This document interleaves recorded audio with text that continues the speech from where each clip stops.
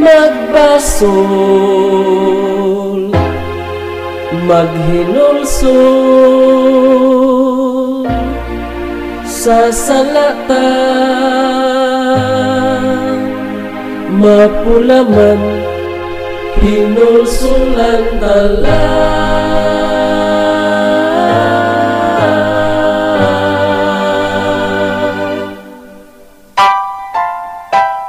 Dunay tao dapit sa Jericho, ginganlan og si Zaqueo. Siya dato ug pangulo sa mga tresorero. Iyang handom ug tinguha nga kang Jesus makakita. Sa panon sa katawhan si Jesus gilibutan, Zaqueo panaminan, sala niya gibasulan, sala nga gisipitan, ato yung hinulsulan.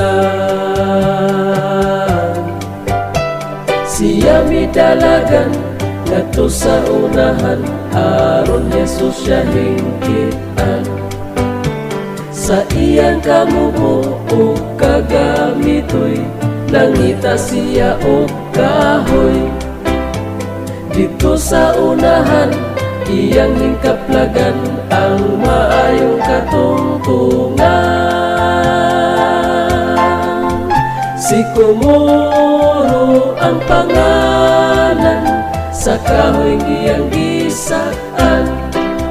Zaqueo panaminan, sala niya gibasulan, sala nga gisipitan, atog yung hinulsulan.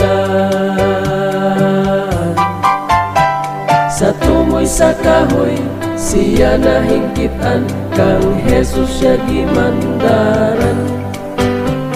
Kanaog sa ubos ayaw na pagantos, kanimo ako muuban. Sa iyang puloy-an buhat nga dautan, Jesus iyang gisultihan. Kalikdan ko ang tanan, buhat nga kasalanan. Zaqueo panaminan, sala niya gibasulan, sala nga gisipitan, atog yung hinulsulan, sala nga gitipigan, atog